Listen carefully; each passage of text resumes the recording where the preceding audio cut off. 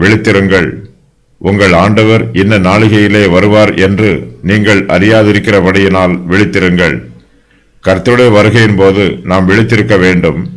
கிறிஸ்துவின் சீஷர்கள் எல்லோருக்குமே தொடர்ந்து விழித்திருக்க வேண்டிய பொறுப்பு கொடுக்கப்பட்டிருக்கிறது. பாவத்தின் வழியும் பாவ ஜீவியமும் நித்திரைக்கு ஒப்பிட்டு கூறப்பட்டுள்ளது.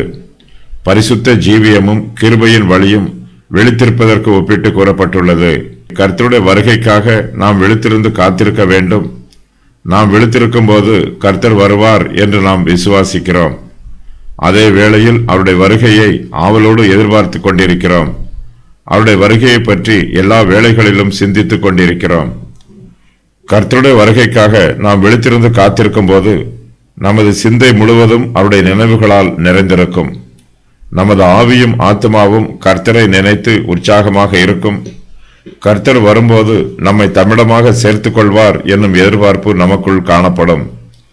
இரவு வேளை நாம் நித்திரை செய்யும் வேளை. இரவு வேளையில்தான் விழித்திருப்பது தேவைப்படும்.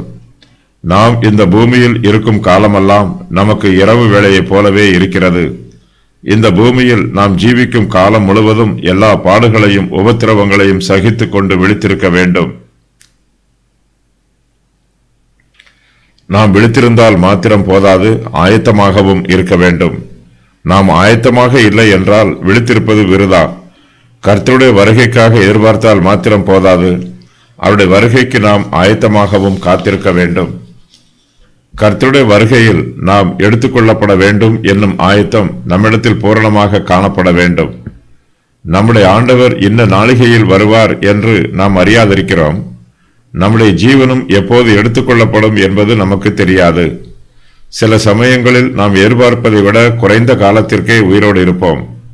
ஆகையினால் நாம் ஜீவனோடு இருக்கும் காலம் வரையிலும் கர்த்தருடைய வருகைக்காக விழித்திருந்து ஆயத்தத்தோடு காத்திருக்க வேண்டும். விசுவாசிகள் எப்போதுமே விழித்திருக்கிறவர்களாய் இருக்க வேண்டும், அசந்து விடக்கூடாது. சாத்தான் கர்ச்சிக்கிற சிங்கம் போல எவனை விழுங்கலாம் என்று சுற்றி சுற்றி வருகிறான்.